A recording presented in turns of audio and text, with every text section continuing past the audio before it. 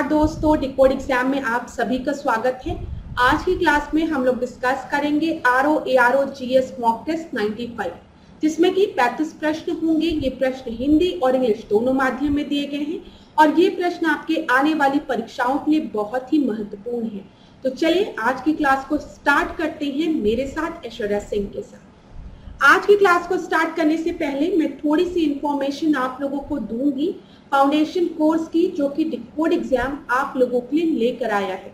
इस foundation course में entire RO के सिलेबस को कवर किया गया है थ्रू वीडियो लेक्चर्स। यहाँ पर आपको नोट्स पीडीएफ के फॉर्मेट में प्रोवाइड की गई है, आपको टेस्ट सीरीज प्रोवाइड की गई है जहां पर आप अपनी परफॉर्मेंस को इवैल्यूएट कर सकते हैं।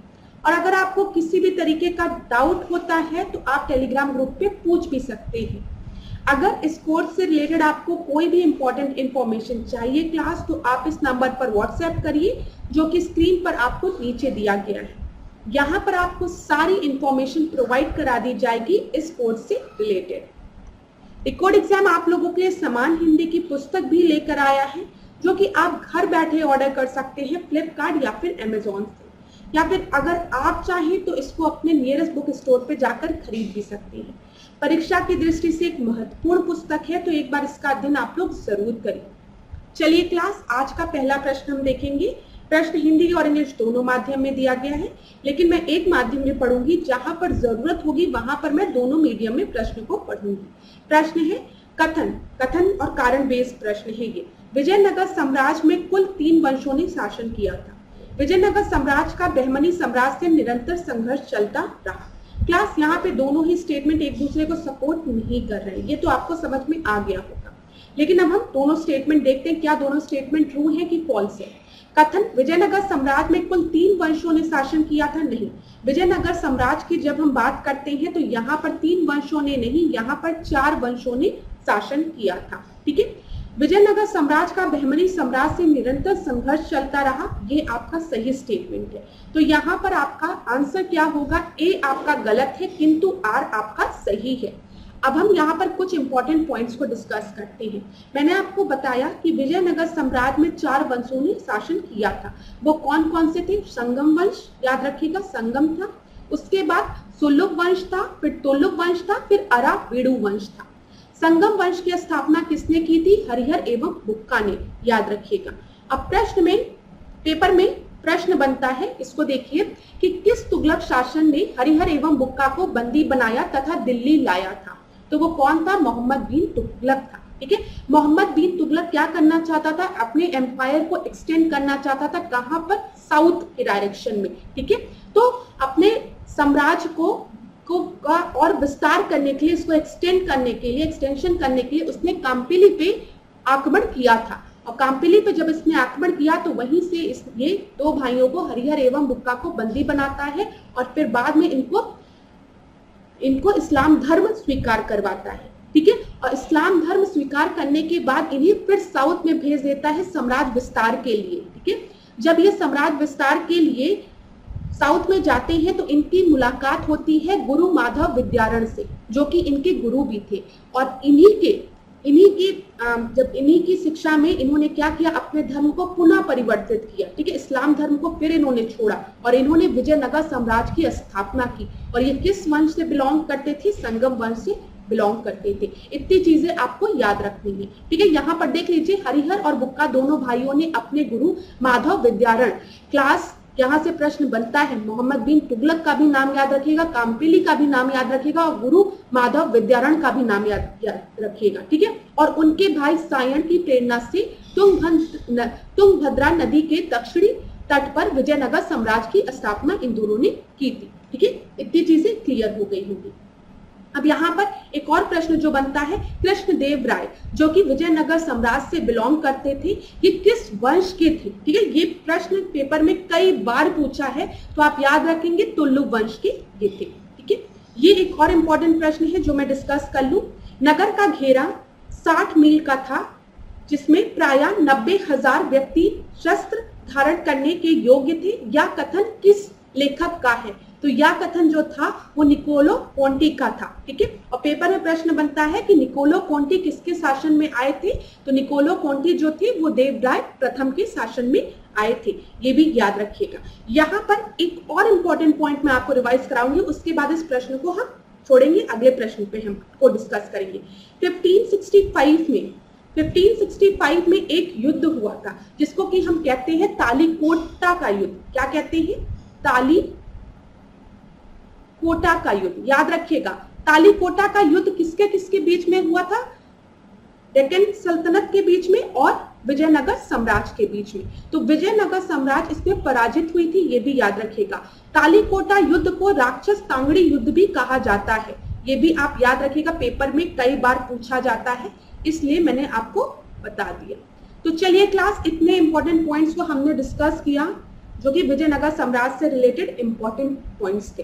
दूसरे प्रश्न को हम देखेंगे अगली क्लास में, हम फिर एक नए प्रश्न को लेंगे और विजयनगर साम्राज्य से रिलेटेड जो और इंपॉर्टेंट पॉइंट्स है वो हम डिस्कस करेंगे। लेकिन अभी पहले प्रश्न को छोड़ के हम दूसरे प्रश्न पे आते हैं, ये तो बहुत समय लग जाएगा।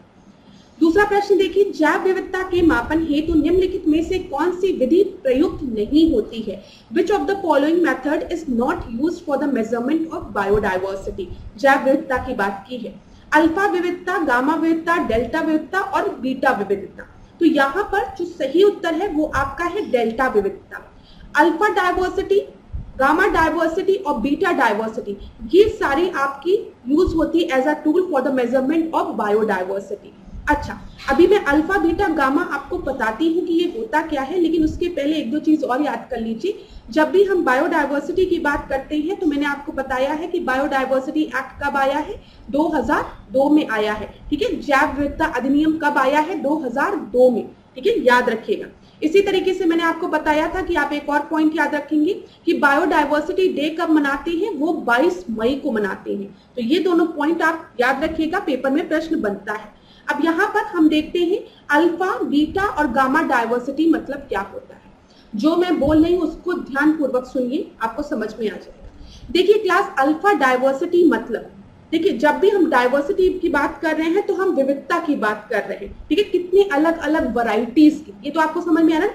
डायवर्सिटी है मतलब अलग अलग विभिन्न प्रकार की चीजों की हम बात कर रहे हैं। तो जब भी अल्फा डायवर्सिटी की बात करते हैं ना, तो यहाँ पर एक पर्टिकुलर एरिया लिया जाता है, एक पर्टिकुलर इकोसिस्टम लिया जाता है, मतलब एक स्पेसिफिक एरिया लिया जाता है। समझ में आ रहा है? जैसे मैंने कहा कि कोई स्पेसिफिक ग्रासलैंड है, बस मैं उसको कंसिडर कर रही हूँ, एक स्पेसिफिक ग्रासलैंड को, ठीक है, घास मैदान को देख रही हूँ या फिर एक तालाब को देख रही हूँ। तो एक स्पेसिफिक एरिया को, पर्टिकुलर एरिया को मैं देख रही हूँ और वहां पर कितने नंबर ऑफ स्पीशीज हैं, जीव जंतु है, वो हम देख रहे हैं, ठीक है। तो अल्फा डायवर्सिटी मतलब एक स्पेसिफिक इकोसिस्टम की हम बात करें, एक स्पेसिफिक पर्टिकुलर एरिया की हम बात करें, ठीक है, यही होता है जो मैं बता रही हूँ। बीटा डायवर्सिटी की जब हम बात करेंगे क्लास, तो यहाँ पर हम कंपैरिजन करेंगे, ठीक है, एक या एक से ज्यादा, मतलब दो या दो से ज्यादा, किसके बीच में? इकोसिस्टम के बीच में। मतलब यहाँ पर जो एक पर्टिकुलर था वो यहाँ पर हमने दो ले लिया।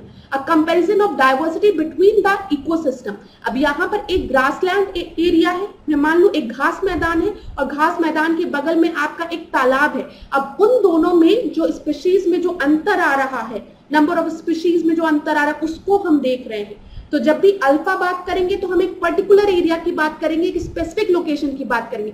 बीटा की बात करेंगे तो हम कंपैरिजन कर रहे हैं, और जब भी कंपैरिजन, तुलना कर रहे हैं, जब भी हम तुलना की बात करते हैं तो तुलना हमेशा हम दो चीजों के बीच में करते हैं, ठीक है। तो यहाँ पे जो पर्टिकुलर इकोसिस्टम था, अब यहाँ पर दो डिफरेंट इकोसिस्टम में हम तुलना कर रहे हैं, किस तरीके से जो स्पीशीज है, जो जीव जंतु है, उनमें आपका परिवर्तन आ रहा है, ये देख रहे हैं। और गामा डायवर्सिटी की जब हम बात करते हैं तो यहाँ पर हम एक लार्ज एरिया लेते हैं, मतलब यहाँ पे दो से ज्यादा आपकी इकोसिस्टम हो सकते हैं।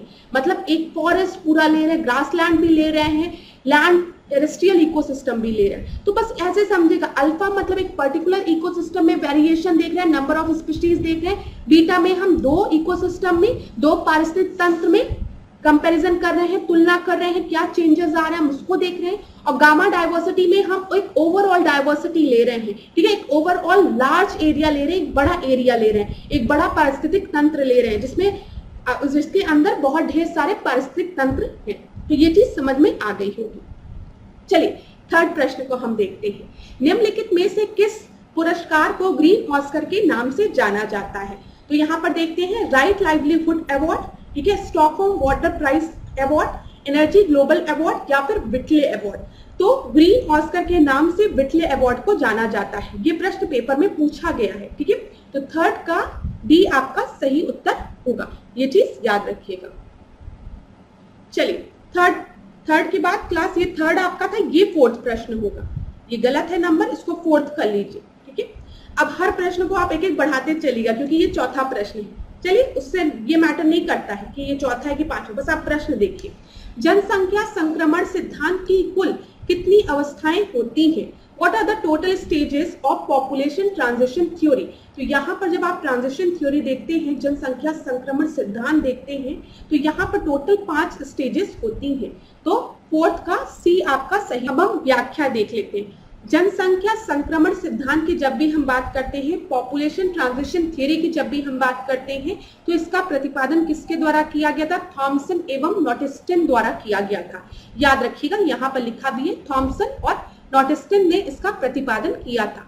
जब इन्होंने दिया था तो यहाँ पर 4 स्टेजेस हुआ करते थे, ठीक है। बाद में एक और स्टेज इस ट्रांजिशन थ्योरी में ऐड किया गया और अब टोटल 5 स्टेजेस हैं यहाँ पर। जो 5वां स्टेज है वो किसके द्वारा ऐड किया गया था? याद रखिएगा, कोलिन क्लार्क द्वारा ऐड किया गया था। पेपर में ये प्रश्न पूछा है तो ध्यान रखिएगा, प्रतिपादन किसने किया था ये भी याद रखिएगा। बाद में 5वां स्टेज किसके द्वारा जोड़ा गया था? कोलिन क्लार्क द्वारा जोड़ा गया था, ये भी याद रखिएगा। अब क्लास यहाँ पर देखिए, जो 5 स्टेजेस है, 5 अवस्था है, उसमें क्या बोला गया है? इसमें उच्च एवं अस्थिर जन्म और मृत्यु दर और धीमी जनसंख्या वृद्धि है। मतलब यहाँ पर जो भी जनसंख्या वृद्धि होगी वो धीमी होगी। द्वितीय में हम देखेंगे, द्वितीय स्टेज में, सेकेंड स्टेज में, तो यहाँ पर जो जनसंख्या वृद्धि है वो तीव्र होगी। ये चीज याद रखिएगा। क्यों तीव्र होगी? अगर मैं आपसे बोलूं जो पॉपुलेशन है, पॉपुलेशन ग्रोथ जो है वो आपकी रैपिड है, तो कब रैपिड होगी? जब जन्म दर, जो बर्थ रेट है वो भी बहुत तेजी से बढ़ रही हो और जो मृत्यु दर है वो धीमे, वो आपकी गिरती हुई दिख रही हो, ठीक है। ये चीज समझ में आ रहा है ना? जब बर्थ रेट ज्यादा होगा और बहुत तेजी से बर्थ रेट हो रहा होगा तब आपकी जनसंख्या वृद्धि भी बहुत तीव्र होगी। तृतीय अवस्था की अगर हम बात करें तो कम होती जन्म दर है, मतलब बर्थ रेट आपका कम होने लगा है और न्यून मृत्यु दर है, ठीक है, और कम होती जनसंख्या है। मतलब यहाँ पर जो डेथ रेट है वो आपका बहुत ही कम है, न्यूनतम है, आप समझिए। और जो बर्थ रेट है वो भी अब आपकी धीमी पड़ रही है। तो अब यहाँ पर जो जनसंख्या वृद्धि होगी वो भी कम होती दिखाई देगी, ठीक है। चतुर्थम अवस्था में अगर हम देखेंगे तो निम्न जन्म और मृत्यु दर है और धीमी जनसंख्या वृद्धि है। मतलब बर्थ रेट भी आपकी कम है और मृत्यु दर भी आपकी कम है, निम्न है, कम है, ठीक है। तो जनसंख्या वृद्धि यहाँ पर भी कम होगी। और 5वीं अवस्था की जब हम बात करेंगे तो यहाँ पे जन्म और मृत्यु दर लगभग बराबर हो जाएगी, ठीक है। और किसी समय इसका परिणाम क्या होगा? वृद्धि दर आपकी 0 होगी। आपको समझ में आ गया? अगर बर्थ रेट और डेथ रेट आपका इक्वल हो जाए तो यहाँ पे जो पॉपुलेशन ग्रोथ है वो आपकी 0 हो जाएगी। तो यही चीज इसमें बोला गया है। तो स्टेजेस में क्या क्या दिया गया है ये आपको इतना याद करने की जरूरत नहीं है, लेकिन पॉपुलेशन ट्रांजिशन थ्योरी दिया किसके द्वारा गया है, प्रतिपादित किसके द्वारा किया गया है? थॉमसन और नॉटिस्टन का नाम आपको याद रखना है और बाद में क्लोरिन क्लार्क का नाम याद रखना है। और इसमें 5 स्टेजेस होते हैं, जिसमें जो आखिरी 5वां स्टेज है उसमें क्या बोला गया है कि बर्थ रेट और डेथ रेट जो है, जो जन्म दर है और मृत्यु दर है वो इक्वल हो जाएगी और पॉपुलेशन ग्रोथ जो है वो आपकी 0 हो जाएगी, ठीक है। चलिए अब यहाँ पर हम 5वें प्रश्न को देखते हैं। ये 5वां प्रश्न होगा। वर्ष 2011 की जनगणना के अनुसार निम्नलिखित में से किस राज्य की जनसंख्या वृद्धि भारत की जनसंख्या वृद्धि से कम है? तो यहाँ पर बोला गया है क्या? पॉपुलेशन ग्रोथ की बात की गई है। तो यहाँ पर देखिए क्लास, अगर हम देखें तो भारत की कितनी है? 17.66 है, ठीक है। बिहार की ज्यादा है, उत्तर प्रदेश की ज्यादा है, गुजरात की ज्यादा है। महाराष्ट्र की अगर हम देखेंगे तो 15.9 अप्रोक्सीमेटली, जो कि 17.6 से आपकी कम है। तो यहाँ पर सही उत्तर क्या होगा? सी होगा। यहाँ पर देख लीजिए, वर्ष 2011 की जनगणना के अनुसार भारत की जो जनसंख्या वृद्धि है वो 17.66 है, ठीक है।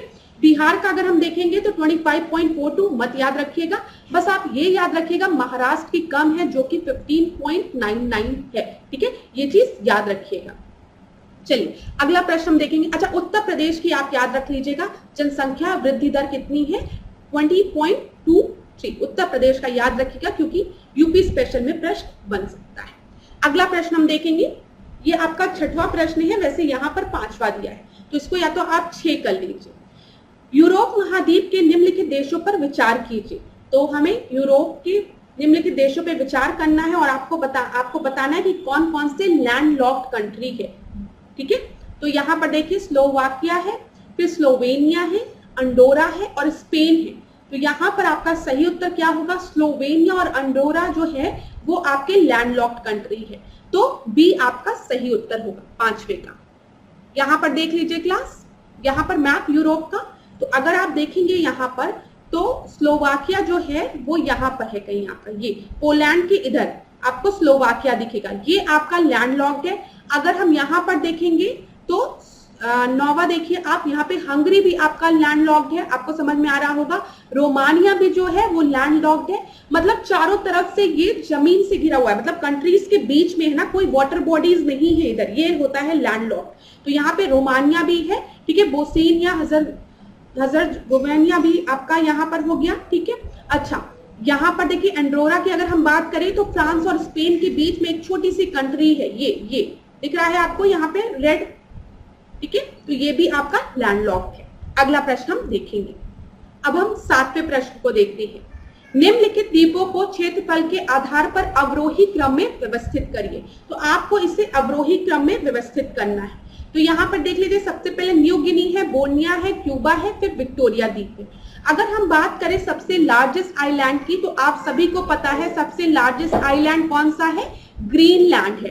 ठीक है, ग्रीनलैंड के बाद आपका है न्यू गिनी। ठीक है, तो पहला हो गया न्यू गिनी, फर्स्ट हो गया। न्यू गिनी के बाद बोर्निया हो गया दूसरा, फिर हो गया आपका विक्टोरिया चौथा, और फिर 5वां आपका क्या हो जाएगा? क्यूबा द्वीप हो जाएगा, क्यूबा आइलैंड हो जाएगा। तो यहाँ पे वैसे होगा 1 2 4 3, 1 2 4 3 कहाँ पे दिया गया है? बी पे दिया गया है। ठीक है, बी आपका सही उत्तर होगा। क्लास यहाँ पर एक और चीज हम डिस्कस करेंगे। अगर न्यू गिनी की हम बात करें तो न्यू गिनी आइलैंड आपका किस ओशन में है? पैसिफिक ओशन में है, प्रशांत महासागर में है, याद रखिएगा। बोर्निया आइलैंड की बात हम करेंगे तो ये हिंद महासागर में है, ठीक है, इंडियन ओशियन में है। क्यूबा आइलैंड की अगर हम बात करेंगे तो ये कैरिबियन सी में है, ठीक है, याद रखिएगा क्लास, सारे इंपॉर्टेंट पॉइंट्स जो मैं बता रही हूँ। और विक्टोरिया आइलैंड की हम बात करेंगे तो ये आर्कटिक ओशियन में है। तो ये सारे पॉइंट्स भी आपको याद रखने हैं। तो यहाँ पर बी आपका सही उत्तर है। 7वें प्रश्न को हम देखते हैं। मकर रेखा पर स्थित अफ्रीका के देशों को पूर्व से पश्चिम क्रम में व्यवस्थित करिए। मतलब ईस्ट टू वेस्ट, हमको इधर से इधर की तरफ चलना है। तो देख लेते हैं, यहाँ पे मोजाम्बिक दिया है, साउथ अफ्रीका दिया है, बोत्सवाना दिया है और नामीबिया दिया है। इसको मैप में देखते हैं। ये देखिए, ये अफ्रीका का आपको दिख रहा है, हमने आधा मैप लिया है जो कि हमारे लिए जरूरी है। ये लाइन जो है, ये जो आपकी लाइन डॉटेड लाइन दिख रही है, ये ट्रॉपिक ऑफ कैप्रिकॉर्न है, ठीक है। यहाँ पे प्रश्न में आपसे क्या पूछा गया है? मकर रेखा, ठीक है, मकर रेखा की बात की गई है, ठीक है। तो यहाँ पर देखिए, ये है ट्रॉपिक ऑफ कैप्रिकॉर्न। तो अगर आप यहाँ देखेंगे तो आपको सबसे पहले तो अगर ऐसे देखेंगे तो यहाँ पे मेडागास्कर दिख रहा है, मेडागास्कर भी याद रखेगा। अब हम अफ्रीका कॉन्टिनेंट में आते हैं तो यहाँ पर आपका सबसे पहले मोजाम्बिक है, ठीक है। मोजाम्बिक के बाद आप देखेंगे तो साउथ अफ्रीका है दूसरे नंबर पे, तीसरे नंबर पे बोत्सवाना है और चौथे नंबर पे नामीबिया है। अब आप प्रश्न पे आइए। तो सबसे पहले क्या था? मोजाम्बिक था, तो पहला हो जाएगा। मोजाम्बिक के बाद क्या था? दक्षिण अफ्रीका था, साउथ अफ्रीका था, उसके बाद बोत्सवाना था, फिर नामीबिया था। तो 1 2 3 4, तो यहाँ पर सही उत्तर क्या होगा? डी होगा। क्लास ये इंपॉर्टेंट टॉपिक है इसलिए हम इसको डिस्कस करें, याद रखिएगा। यहाँ पे प्रश्न इसी तरीके से बनते हैं, तो ध्यान से देखिएगा इसको। तो मैंने आपको बता दिया ना, आप कभी भूलिएगा नहीं। मोजाम्बिक है, फिर उसके बाद साउथ अफ्रीका है, बोत्सवाना है और नामीबिया है। चलिए अगला प्रश्न हम देखते हैं। ये 9वां प्रश्न होगा। वैसे अगर हम देखें तो यहाँ पे 8वां लिखा हुआ है। भारत में विंध्याचल और सतपुड़ा पर्वत श्रेणियों का विकास निम्नलिखित में से किस युग में हुआ है? तो विंध्याचल और सतपुड़ा माउंटेन रेंज जो है वो किस युग में बनी है? प्री कैम्ब्रियन युग में, ठीक है, कैलिडोनियन युग में, आर्सेनियन युग में या फिर एल्पाइन युग में? तो मैं आपको बता दूं, इस प्रश्न का जो सही उत्तर है वो क्या है? हार्शेनियन युग में विंध्याचल और सतपुड़ा माउंटेन आपका बना है। ठीक है, अगर हम आपसे बात करें प्री कैम्ब्रियन एरा में, ठीक है, कौन सा रेंज आपका बना है, तो आप अरावली पर्वत श्रेणी जो है वो प्री कैम्ब्रियन युग में आपका बना है, याद रखिएगा। ठीक है, एल्पाइन युग की बात करें तो एल्पाइन युग में हिमालय माउंटेन आपके फॉर्म हुए हैं। ठीक है, और कैलेडोनियन युग की अगर हम बात करेंगे तो यहाँ पर आपके जो घाट है, इधर के पूर्वी घाट है, वो आपके बने हैं। ठीक है, तो यहाँ पर देख लीजिए क्लास 8 का सी आपका सही होगा। अब देख लीजिए यहाँ पे प्री कैम्ब्रियन युग में अरावली की उत्पत्ति हुई है, कैलेडोनियन युग में पूर्वी घाट, ठीक है, और एल्पाइन युग में अगर हम बात करेंगे तो यहाँ पर आपके हिमालय पर्वत श्रृंखला की उत्पत्ति हुई है। और मैंने आपको बता दिया विंध्यन और आपका जो ये सतपुड़ा रेंज है ये हार्शेनियन युग में इनका निर्माण हुआ है। तो याद रखिएगा, ये भी एक इंपॉर्टेंट प्रश्न है। ये मैप हमने कई बार डिस्कस किया है, आपको इधर दिख रहा है, ये विंध्याचल रेंज है, ये सतपुड़ा रेंज है। ठीक है, इधर आपको अरावली रेंज दिखता है, इधर वेस्टर्न घाट, ईस्टर्न घाट, ये दोनों मिलते हैं नीलगिरी में।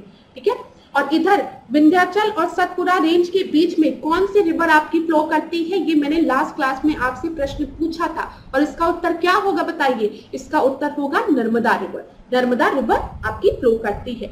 नर्मदा रिवर का ओरिजिन कहां पर है, तो बताइए कहां पर है? अब आज का प्रश्न ये, ठीक है, नर्मदा रिवर ओरिजिनेट कहां से करती है और कहां पर जाकर ये गिरती है? दोनों प्रश्नों का उत्तर दीजिएगा। नर्मदा रिवर कहां से ओरिजिनेट करती है और कहां पर जाकर गिरती है?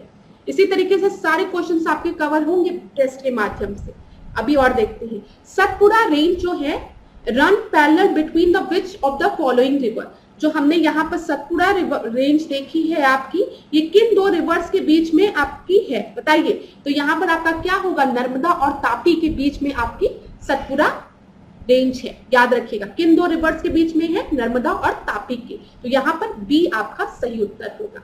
अब 10वां प्रश्न हम देखते हैं, नाथुला और जेलेपला दर्रा किस पर्वत श्रेणी में स्थित है? तो नाथुला और ठीक है, नाथू जी जिसको बोलते हैं, और Jelep La pass are located in which mountain range? तो यहाँ पर आपका सही उत्तर क्या होगा? लघु हिमालय, बृहत हिमालय, ट्रांस हिमालय या शिवालिक हिमालय? तो ये आपके बृहत हिमालय में है, ग्रेट हिमालयन रेंज में है। ठीक है, तो यहाँ पर बी आपका सही उत्तर होगा। क्लास देखिए, जब हम ग्रेट हिमालयन रेंज में बात करते हैं तो यहाँ पर आपके कई दर्रे आते हैं। जैसे कश्मीर की अगर हम बात करें तो बुर्जिल और जोजिला दर्रा यहाँ पर है। हिमाचल प्रदेश की बात करें तो यहाँ पर आपका बारालाचा शिव किला। मैंने आपको बताया था एक चीज, हिमाचल प्रदेश के दर्रों की अगर हम बात करेंगे, ठीक है, हम यहाँ पर हिमाचल प्रदेश के दर्रों की बात कर रहे हैं, तो मैंने आपसे कहा था कि आप इमेजिन करिए एक शिप है, ठीक है, और ये बहुत तेजी से चल रही है, शिप है, इस पे बैठा हुए इंसान को बहुत रोमांच मिल रहा है। तो रोहतांग बड़ा शिप, इसके लिए बैठने के लिए इस पे आपको हिम्मत चाहिए। तो हिमाचल प्रदेश, तो रोहतांग पास, बारालाचा, ठीक है, और शिप किला, ये सब कहां पर है? हिमाचल प्रदेश में है। ऐसे याद रख सकते हैं आप इमेजिन करिए रोहतांग बड़ा शिप के लिए हिम्मत चाहिए तो हो जाएगा। ठीक है, इसी तरीके से जब हम उत्तराखंड की बात करते हैं तो यहाँ पर देख लीजिए थांगला, ठीक है, और सिक्किम में नाथुला व जेलेपला दर्रा है, और सिक्किम की चुम्बी घाटी में जेलेपला दर्रे से होकर पश्चिमी बंगाल में कालिपलोंग से तिब्बत की राजधानी ल्हासा तक सड़क मार्ग जाता है। चलिए इतना हम नहीं डिस्कस करेंगे, बहुत ज्यादा व्याख्या हो गई, बस आप ये याद रखिएगा रोहतांग, बारा शिप और लिप नीतिमान क्या है? लेपू लेक, ठीक है, नीति दर्रा और मान दर्रा, ये सब कहाँ है? ये सब उत्तराखंड में है। ये चीज भी याद रखिएगा। चलिए 11वें प्रश्न को हम देखेंगे, या फिर 10वां प्रश्न है ये। भारत के निम्नलिखित झीलों में से कौन सी झील ताजे पानी की नहीं है? तो फ्रेश वाटर लेक कौन सा नहीं है, ये पूछा है। रेणुका झील, ठीक है, कोलेरू झील, डेबर झील या फिर लोकटक झील?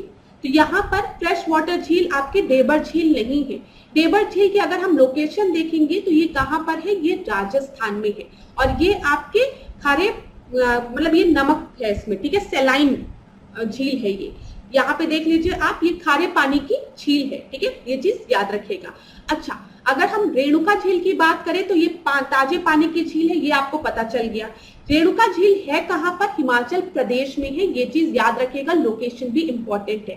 डेबर झील मैंने आपको बता दिया है कहां पर है, राजस्थान में है, ठीक है।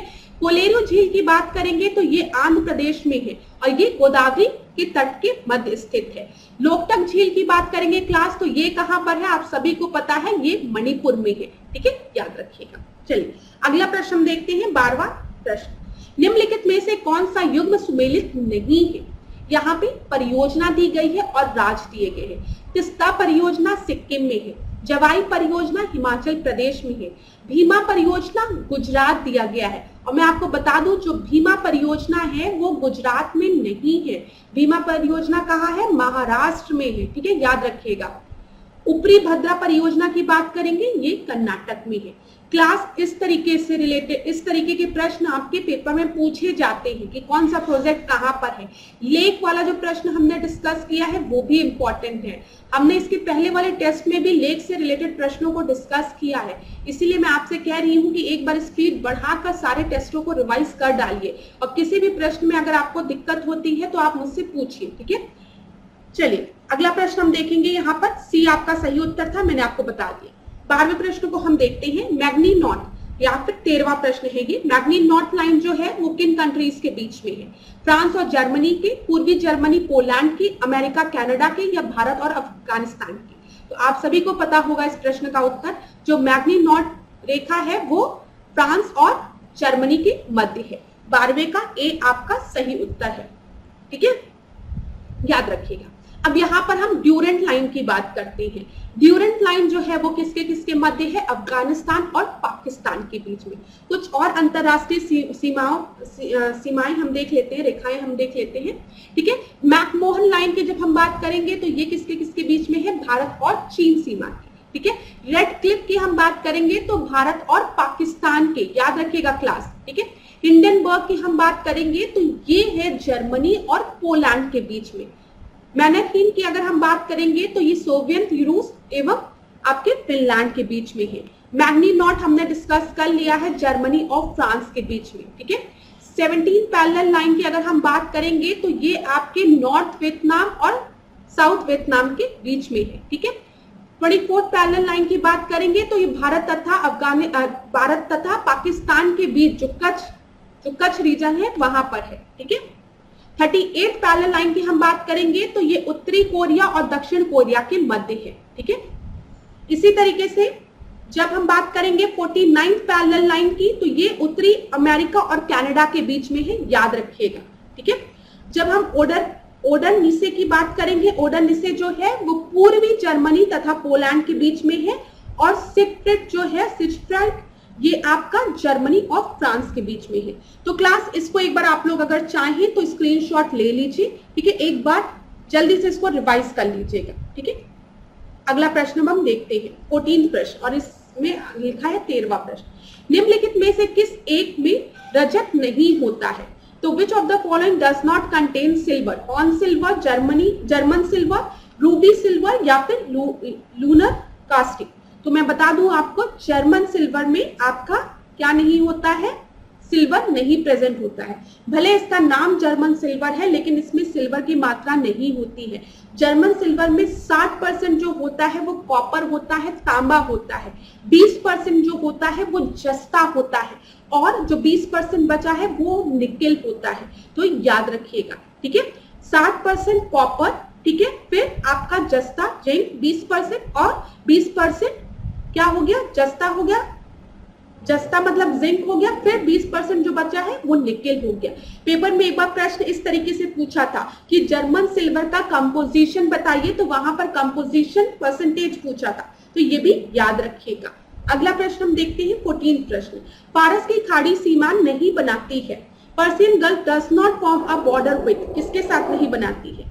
ये आपको पर्शियन गल्फ दिख रहा है, पर्शियन गल्फ में इधर आपको ईरान दिख रहा है, बताइए, इधर आपको इराक दिख रहा है, ठीक है, इधर आपको कुवैत दिख रहा है, ठीक है, इधर आपको बहरीन दिख रहा है, इधर कतर दिख रहा है, और ये यूएई दिख रहा है आपको। अब यहाँ पर देखिए, बहरीन से है, ठीक है, इराक है आपका, ठीक है, कुवैत जो है देख लीजिए क्लास, कुवैत भी है लेकिन ओमान नहीं है। तो पर्शियन गल्फ जो है वो अपनी बॉन्डें किसके साथ नहीं साझा करती है, तो ओमान के साथ। बहुत से स्टूडेंट कंफ्यूज हो जाते हैं, वो ओमान को भी सही मानते हैं, लेकिन आप याद रखिएगा ओमान के साथ नहीं टच करती है। चलिए यहाँ पर हम देखते हैं, इसके पहले कौन सा प्रश्न था, ये 14, मतलब ये 16 प्रश्न है या 15 जो भी, चलिए उससे कोई मैटर नहीं करता है। मई माह में उष्णकटिबंधीय चक्रवात का क्या कारण है? What is the cause of the tropical cyclone in May? Bengal की खाड़ी का चक्रवात, पश्चिमी विक्षोभ, स्थानीय तापांतर या फिर उत्तर पूर्वी हवा। तो यहाँ पर ट्रॉपिकल साइक्लोन का जो मुख्य कारण है वो क्या है? लोकल टेम्परेचर, ठीक है, स्थानीय तापांतर। 15 का सी आपका सही उत्तर होगा। 16 प्रश्न को अब हम देखते हैं। निम्नलिखित में से कौन सा शहर स्वर्णिम चतुर्भुज मार्ग नेटवर्क में स्थित नहीं है? गोल्डन क्वाड्रिलेटरल रूट में कौन सा शहर आपका स्थित नहीं है? तो आप देख लीजिए, यहाँ पर कोलकाता है, इधर दिल्ली है, मुंबई है और चेन्नई है। तो कोलकाता है, एकदम सही है, मुंबई भी है, दिल्ली भी है, लेकिन चंडीगढ़ नहीं है। तो यहाँ पर आपका सही उत्तर क्या हो जाएगा? डी। क्यों? क्योंकि चंडीगढ़ इसमें नहीं है, कोलकाता, दिल्ली, मुंबई और चेन्नई है। अगला प्रश्न हम देखेंगे, 17 प्रश्न। संविधान की द्वितीय अनुसूची में निम्नलिखित में से कौन से पद शामिल है? ठीक है, सेकंड शेड्यूल की बात की गई है। सर्वोच्च न्यायालय का न्यायाधीश, लोकसभा के अध्यक्ष, राज्यसभा के उप सभापति, फिर उसके बाद डी है आपका उपयुक्त सभी।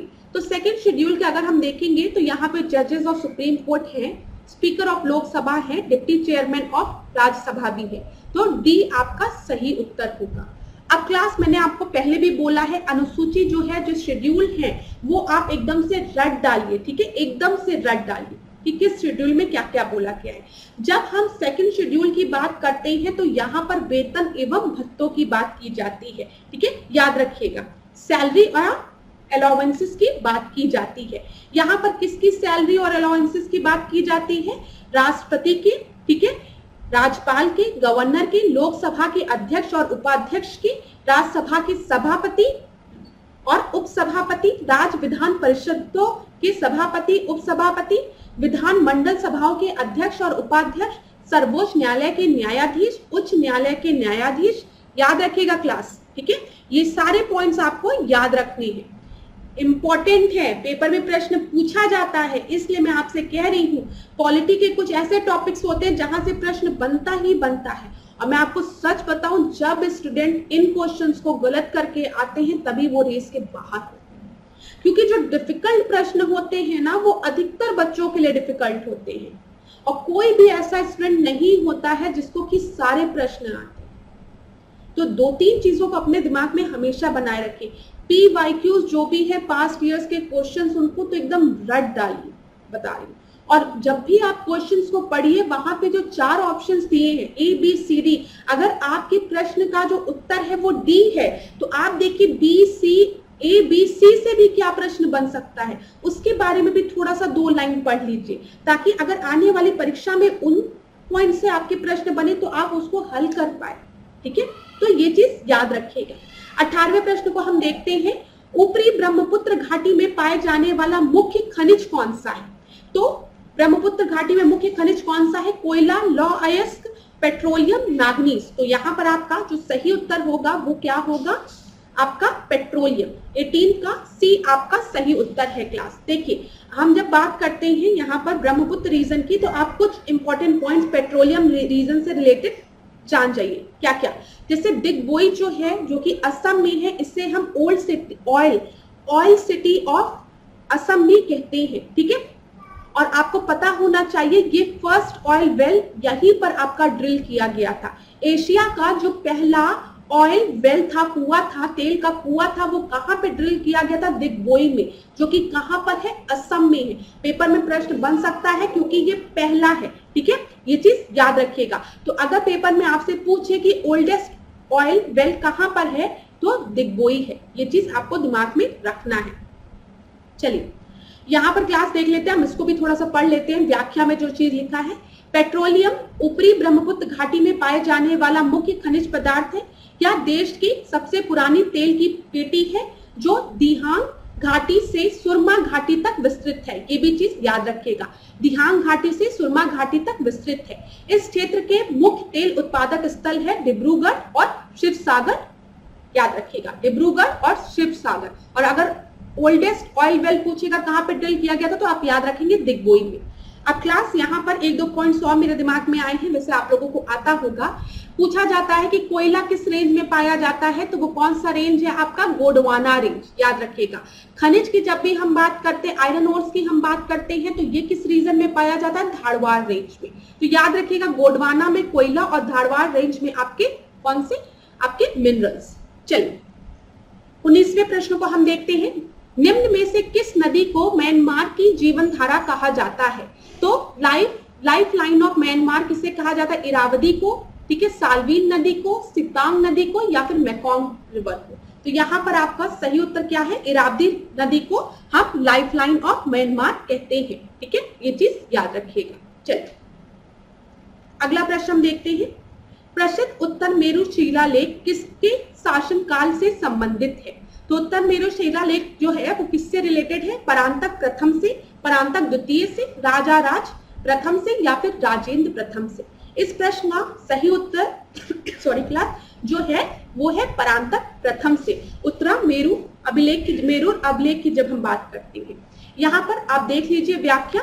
चोल शासक परांतक ने पांड्य शासक से मदुरा जीत कर मदुरै कोंडा की उपाधि धारण की थी, और इसकी जानकारी हमें कहां से मिलती है, उत्तरा मेरु अभिलेख से, शिलालेख से मिलती है, ठीक है, ये चीज याद रखिएगा। अगर पेपर में कभी पूछिए आपसे कि चोल शासक जो था परांतक, उसने पांडव शासक को पराजित किया था और मदुरै जीता था, और उसके बाद इन्होंने मदुरै कोंडा की उपाधि धारण की थी, तो ये इसकी जानकारी हमको कहां से मिलती है, इसकी विस्तृत जानकारी हमको उत्तर मेरु अभिलेख से मिलती है। चलिए अगला प्रश्न हम देखेंगे 21वां प्रश्न या फिर 22वां प्रश्न। भारतीयों के लिए महान सिल्क मार्ग किसने आरंभ किया था, ठीक है, तो सिल्क रोड फॉर इंडियंस किसने आरंभ किया था, कनिष्क ने, अशोक ने, हर्ष ने, या हायंग ने। तो यहाँ पर इसको ऐसे लिखा रहता है, IEN लिखा रहता है, तो यहाँ पर आपका सही उत्तर क्या है, कनिष्क ने, ठीक है, 21वें का ए आपका सही उत्तर है, याद रखिएगा। अब क्लास यहाँ पर हम कुछ और इंपॉर्टेंट पॉइंट्स को डिस्कस करते हैं, बस ध्यान से सुनिएगा ताकि आपका रिवीजन हो सके। राजा कनिष्क के अभिलेख रप्तक में किन नगरों का उल्लेख मिलता है, तो सबसे पहले आपको ये चीज दिमाग में बिठा लेनी है कि जो रप्तक अभिलेख है, जो रप्तक इंस्क्रिप्शन है, वो किस राजा से रिलेटेड है, वो किसका है, तो आप याद रखेंगे राजा कनिष्क का। अब दूसरा चीज जो आपको याद रखना है, इस रप्तक अभिलेख में किन नगरों का उल्लेख मिलता है, तो आप याद रखिएगा पाटलिपुत्र, चंपा और कौशाम्बी। पाटलिपुत्र मैं एक बार और रिपीट करूंगी, वैसे यहाँ पर लिखा भी होगा स्लाइड में आपके, पाटलिपुत्र, चंपा और कौशाम्बी का उल्लेख मिलता है, ठीक है। दूसरा प्रश्न हम देखते हैं। कुषाण काल में भारतीय और ग्रीक शैली के मिश्रण से विकसित कला विद्यालय को किन नाम से जाना जाता है, तो आपको पता है गांधार शैली से कहा जाता है ना, भारतीय और ग्रीक शैली के मिश्रण को, ठीक है। यहाँ पर आप अगर देखेंगे प्रतिमाएं देखेंगे बुद्ध की, तो यहाँ पे इनके कर्ली हेयर्स दिखाए जाते हैं। जो इन्होंने वस्त्र पहने हैं वो उसमें बहुत अच्छे से प्लेट्स बनी हुई है, ठीक है, बहुत सुंदर सा रूप दिखाया जाता है। तो ये गांधार शैली, जब भी गांधार शैली की बात करते हैं तो यहाँ पे ये मिश्रण है भारतीय और ग्रीक शैली का, ठीक है। मथुरा शैली की हम बात करते हैं तो यहाँ पर आपको भारतीय शैली दिखती है। यहाँ पे जो भी आपकी प्रतिमाएं बनी है वो अभय मुद्रा में है, मतलब ऐसे आशीर्वाद देते हुए, हमारे यहाँ भगवान ऐसे आशीर्वाद देते हैं ना, इसको अभय मुद्रा कहते हैं। तो मथुरा शैली में जो भी आपको दिखते हैं मूर्तियां, वो ऐसे अभय मुद्रा में रहती है, ठीक है। भारतीय और ग्रीक शैली की बात करेंगे तो गांधार शैली। देखिए शक संवत कब से प्रारंभ हुआ था, ये UP RO ARO 2000 मेंस में पूछा गया था 2013 में, तो 78 ईस्वी में, याद रखिएगा।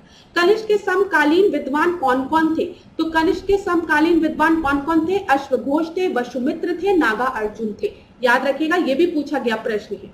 राजा कनिष्क किस वर्ष में राज सिंहासन पर आरूढ़ हुए, किस वर्ष में वो बैठे, तो ये भी 78 ईस्वी में।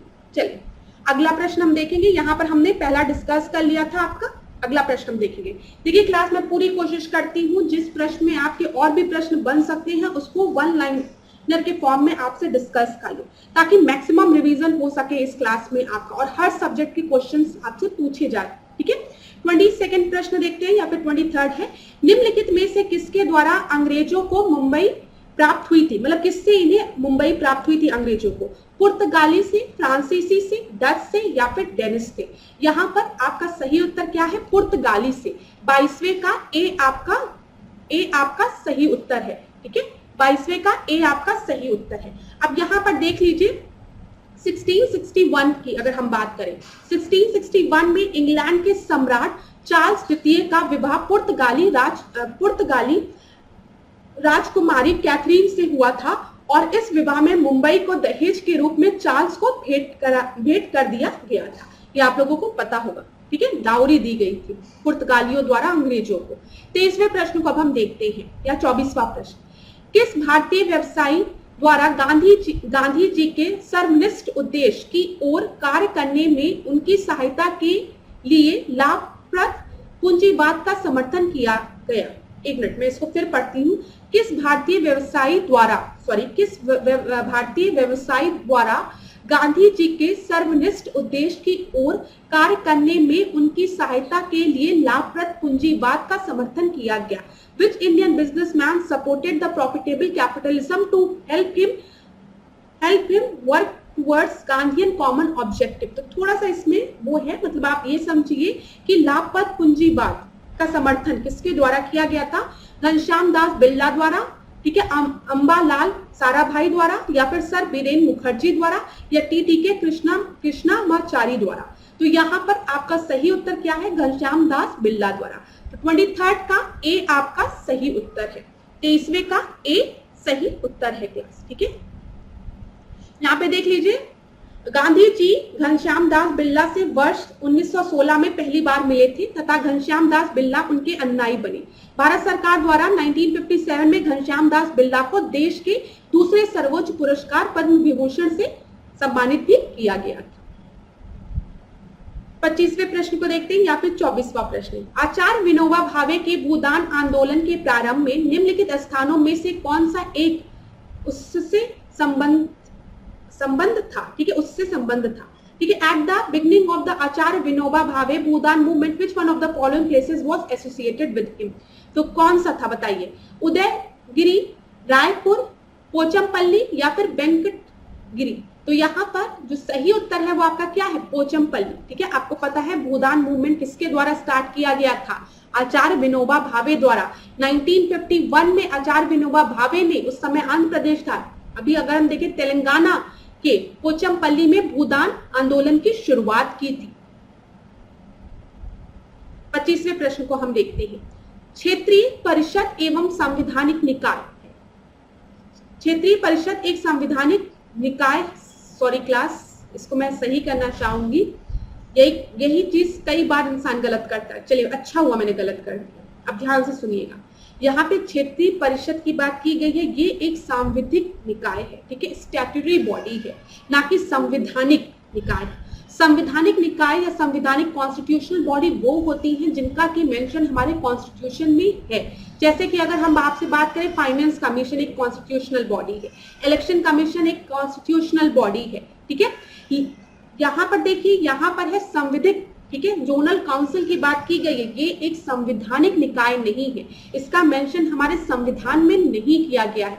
ये चीज अच्छा हुआ मैंने इसको गलत पढ़ा। तो संविधिक निकाय है जिसका गठन संसद द्वारा पुनर्गठन अधिनियम स्टेट रीऑर्गेनाइजेशन एक्ट बनाकर किया गया था। यह किस वर्ष में पारित किया गया? ठीक है, स्टेट रीऑर्गेनाइजेशन एक्ट को यहाँ पर बोला गया है कि जोनल काउंसिल जो था वो स्टेट रीऑर्गेनाइजेशन एक्ट के थ्रू बना। ठीक है, तो ये स्टेट रीऑर्गेनाइजेशन एक्ट किस ईयर में पास कराया गया? तो यहाँ पर जो सही उत्तर है वो है आपका स्टेट रीऑर्गेनाइजेशन एक्ट 1956। 25 का डी आपका सही उत्तर है, याद रखिएगा क्लास। ठीक है, 1956 की जब हम बात करेंगे तो यहाँ पर 5 क्षेत्रों में बना था ये जोनल काउंसिल, उत्तरी, मध्य, पूर्वी, पश्चिमी तथा दक्षिणी। बाद में 1971, ठीक है, 1971 में यहाँ पर पूर्वोत्तर परिषद, मतलब इधर जो नॉर्थ ईस्टर्न स्टेट है, इनके लिए भी एक जोनल काउंसिल आपका फॉर्म हुआ, वो 1971 वन में, ठीक है, जिसके की सदस्य आपके कौन कौन से हैं, जो नॉर्थ ईस्टर्न स्टेट्स हैं, असम, मणिपुर, मिजोरम, अरुणाचल प्रदेश, नागालैंड, मेघालय, त्रिपुरा, सिक्किम, ठीक है। अच्छा, यहाँ पे जोनल काउंसिल के बारे में एक और पूछा जाता है प्रश्न कि जोनल काउंसिल के हेड कौन होते हैं, तो जोनल काउंसिल के हेड कौन होते हैं, ठीक है, कमेंट बॉक्स में बताइए जल्दी से, जोनल काउंसिल के हेड कौन होते हैं, कमेंट बॉक्स में बताइए। चलिए 27वां प्रश्न देखते हैं, निम्न युग्मों में से कौन सा या कौन से सही सुमेलित है, तो यहाँ पे अनुच्छेद 170 दिया है, ठीक है, 170 दिया है आर्टिकल विधान परिषद का सृजन, क्रिएशन ऑफ लेजिस्लेटिव काउंसिल, दूसरा दिया है 169 विधानसभाओं की संरचना, कॉम्पोजिशन ऑफ लेजिस्लेटिव असेंबली, और फिर दिया है आर्टिकल 171 विधान परिषदों की संरचना, कॉम्पोजिशन ऑफ लेजिस्लेटिव काउंसिल। तो यहाँ पर क्लास में आपको बता दूं, बहुत ही क्लोज ऑप्शंस आपको दिए गए हैं, लेकिन यहाँ पर आपका जो 169 है ना, वहां पर क्रिएशन ऑफ लेजिस्लेटिव काउंसिल बोला गया है। विधानसभाओं की संरचना की बात 170 में की गई है, 169 में क्या बोला गया है, यहाँ पे 169 होगा, सॉरी ध्यान से सुनिए, देखिए मैं खुद कंफ्यूज हो गई। यहाँ पर जब हम बात करें क्रिएशन ऑफ लेजिस्लेटिव काउंसिल की, तो ये आपका 169 है, और कंपोजिशन ऑफ लेजिस्लेटिव असेंबली की जब हम बात कर रहे हैं तो ये 170 है, ठीक है। इन दोनों को इंटरचेंज कर दिया गया है। यहाँ पर आपका सही उत्तर क्या होगा, सी होगा। एक बार हम देख लेते हैं उत्तर भी, हाँ देखिए सी आपका सही उत्तर है। 170 में आपके विधानसभाओं की संरचना की बात की है, मतलब लेजिस्लेटिव असेंबली की बात की है, ठीक है। 169 में विधान परिषदों के सृजन की बात की है, और 171 में विधान परिषदों की सृजन संरचना की बात की है, याद रखिएगा।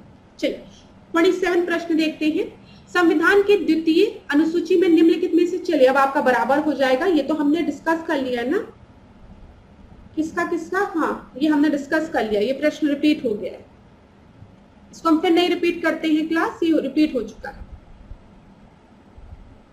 28 प्रश्न को हम देखते हैं, निम्नलिखित में से कौन सा प्रस्ताव पारित हो जाने के बाद मंत्री परिषद को त्याग पत्र देना पड़ता है, तो एक बार कौन सा ऐसा आपका रिजोल्यूशन है जो पास हो गया तो काउंसिल ऑफ मिनिस्टर्स को आपको रिजाइन करना पड़ता है, censure motion, no confidence motion, call for attention motion, या फिर एडजर्नमेंट मोशन, ठीक है, स्थगन प्रस्ताव की बात की गई है।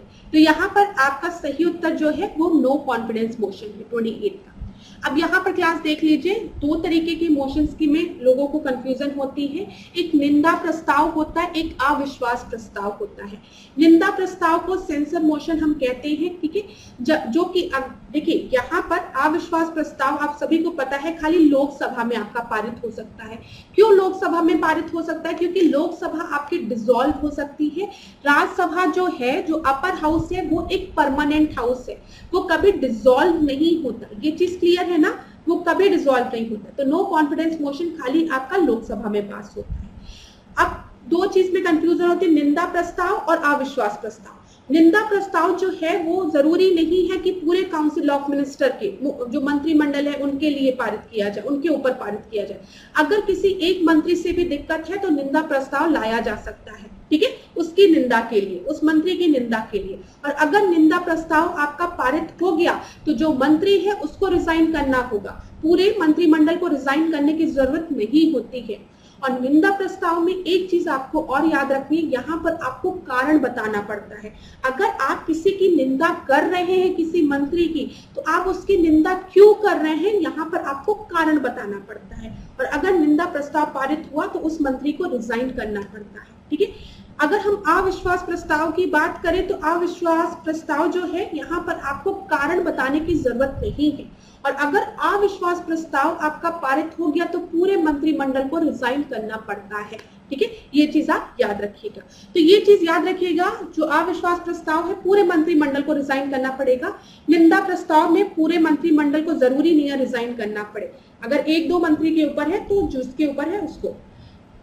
29 प्रश्न को हम देखते हैं, प्रधानमंत्री सहित मंत्रिपरिषद के सदस्यों की कुल संख्या लोकसभा की कुल संख्या के कितने प्रतिशत से अधिक नहीं होनी चाहिए? The total number of the member of the Council of Ministers, including the Prime Minister, should not exceed what percentage of the total number of Lok Sabha? तो ये कितना नहीं होना चाहिए मंत्रिमंडल की? तो ये 15%, ठीक है। प्रधानमंत्री को भी इंक्लूड करके हम पूरे काउंसिल ऑफ मिनिस्टर्स की बात कर रहे हैं, हम मंत्रिमंडल की बात कर रहे हैं। इनकी जो परसेंटेज है वो 15% से ज्यादा नहीं होना चाहिए। किसके? जो आपकी टोटल पॉपुलेशन है या टोटल नंबर है, किसका? Total number of members of Lok Sabha, Lok Sabha के जो मेंबर्स है उनका पद का प्रतिशत से ज्यादा नहीं होना चाहिए। अच्छा, इसको हमने इस जो क्लॉज है, ये जो आपका है, इसको किस कॉन्स्टिट्यूशनल अमेंडमेंट द्वारा इसका समावेश किया गया था? तो आप याद रखिएगा 91st कॉन्स्टिट्यूशनल अमेंडमेंट एक्ट 2003 में इस उपबंध का समावेश किया गया था, तो याद रखिएगा। चलिए तीसरे प्रश्न को हम देखते हैं। 31 नया तो तीसरा ही, ठीक है। सर्वाधिक विद्युत चालकता वाला तत्व कौन सा है? तो हाईएस्ट इलेक्ट्रिकल कंडक्टिविटी किसकी होती है? चांदी की, तांबे की, एल्यूमिनियम की या फिर आयरन की? तो हाईएस्ट जो इलेक्ट्रिकल कंडक्टिविटी होती है वो होती है सिल्वर की। 30 का ए आपका सही उत्तर है, ठीक है। हम 31 देखते हैं।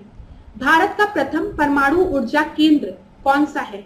बार्क है, तारापुर परमाणु ऊर्जा केंद्र है या फिर नरोरा ऊर्जा केंद्र है या फिर इनमें से कोई नहीं? तो इंडिया का जो पहला न्यूक्लियर पावर स्टेशन है वो है आपका तारापुर परमाणु ऊर्जा केंद्र। बी आपका सही उत्तर है, जो कि कहां पर है? जो कि महाराष्ट्र में है, ठीक है। इसका संचालन वर्ष 1969 से प्रारंभ हुआ था, ये चीज याद रखिएगा। अब यहाँ पर क्लास देख लीजिए, न्यूक्लियर पावर प्लांट इंडिया में कहाँ है? नरोरा आपको दिख रहा है यहाँ पर, ठीक है।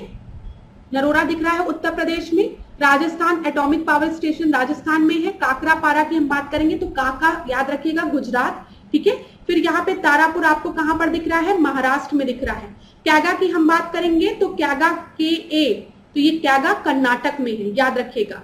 मद्रास आपको पता है, कुंडनकुलम कहां पर है? ये आपका तमिलनाडु में है, तो इतना आप याद रखिएगा। काकरापारा याद रखिएगा, काका से गुजरात याद रखिएगा, ठीक है। तारा मतलब स्टार लोग कहाँ रहते हैं? तारा लोग कहाँ रहते हैं? महाराष्ट्र में रहते हैं। क्यागा फिर कर्नाटक, ठीक है। चलिए 32वां प्रश्न हम देखते हैं। डैश एक सॉफ्टवेयर रोबोट है जो स्वचालित कार्यों की एक लंबी सूची अपने आप निष्पादित करता है। Dash is a software robot which automatically execute a long list of automated tasks।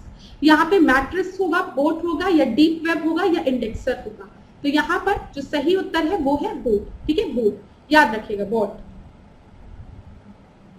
चलिए 33वां प्रश्न देखते हैं। प्रकाश संश्लेषण की क्रिया में पौधे कार्बन डाइऑक्साइड कहां से ग्रहण करते हैं? तो क्या बोला गया है? फोटोसिंथेसिस प्रोसेस की बात की गई है। फोटोसिंथेसिस प्रकाश संश्लेषण, मैंने आपको बताया प्रकाश की बात की गई है तो सनलाइट के प्रेजेंस की जरूरत होगी, और प्रकाश संश्लेषण के माध्यम से ही जो पादप हैं, जो पेड़ हैं, वो अपने भोजन को तैयार करते हैं। इसी वजह से ये स्वयं अपने भोजन को तैयार करते हैं, तो हम इनको प्रोड्यूसर कहते हैं, ठीक है, जो खुद अपने भोजन तैयार कर रहे हैं। तो यहाँ पर ये कार्बन डाइऑक्साइड कहाँ से लेते हैं बताइए? एटमॉस्फेयर से लेते हैं। एटमॉस्फेयर में जो भी कार्बन डाइऑक्साइड है उसको ये एब्जॉर्ब करते हैं और एटमॉस्फेयर में ऑक्सीजन रिलीज करते हैं। तो यहाँ पर आपका सही उत्तर क्या होगा? बी होगा, वायुमंडल से, ठीक है। अगला प्रश्न हम देखेंगे 34वां प्रश्न। देख लीजिए, निम्नलिखित में से कौन सा युग्म सुमेलित नहीं है? युग्म सुमेलित नहीं है, ठीक है। यहाँ पे आपको दिया 371C में सिक्किम है, 371G में मिजोरम है, 371I में गोवा है या 371J में आपका कर्नाटक है। तो आपका सही उत्तर क्या होगा बताइए? सही उत्तर जो होगा वो क्या है? ए होगा। क्यों?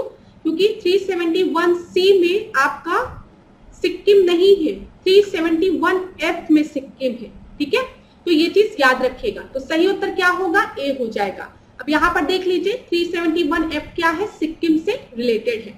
क्लास यहाँ पर अगर आपको याद करना है तो आप इस तरीके से याद कर सकते हैं। यहाँ पर आप लोग देख लीजिए 371F में क्या है? सिक्किम है, ठीक है। अगर आपको याद करना तो आप इसको इस तरीके से याद कर सकते हैं, नमाज, ठीक है, नमाज मग। तो देख लीजिए क्लास, जब हम N से बात करेंगे तो यहाँ पे 371 में तो महाराष्ट्र गुजरात की बात की गई है, 371A में देखिए एन मतलब नागालैंड, ठीक है। फिर बी में किसकी बात की गई है, असम की बात की गई है, तो यहाँ पर ए क्या है, असम है, ठीक है। फिर सी में आपकी किसकी बात की गई है, मणिपुर की बात की गई है, तो ये मणिपुर, एम मणिपुर। फिर यहाँ पे याद रखिएगा डी और ई में आंध्र प्रदेश की बात की गई है, आंध्र प्रदेश की बात दो जगह की गई है, तो यहाँ पर ए क्या हो गया, आंध्र प्रदेश हो गया। फिर एस की जब हम बात करेंगे तो ये सिक्किम हो गया, फिर एम आपका मिजोरम हो गया, फिर अरुणाचल प्रदेश हो गया, फिर गोवा हो गया, और के से कर्नाटक याद रखिएगा। तो क्लास इसी तरीके से आप इसको नमाज मग करके याद रख सकते हैं, मैं यहाँ पे लिख देती हूँ। अगर आपको याद रखना है तो इस तरीके से याद रखिए, नहीं तो कोई और दूसरा बोल लीजिए, नमाज मग के, ठीक है।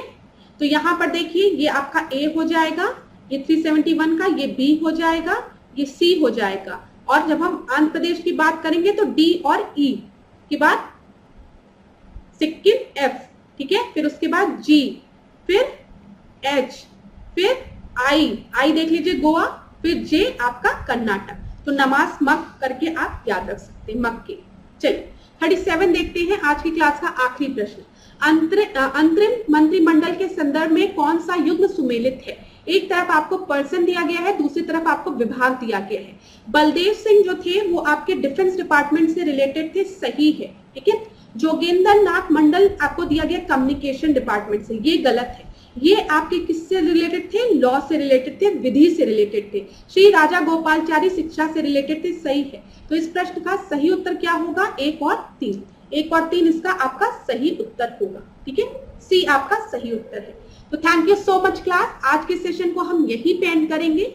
नेक्स्ट क्लास में हम मिलेंगे और प्रश्नों के साथ। अगर आपको क्लास अच्छी लगी हो तो वीडियो को लाइक करिए, शेयर करिए, और मैंने जो क्वेश्चन आपसे पूछे हैं उसका आंसर मुझे जरूर बताइए कमेंट बॉक्स में।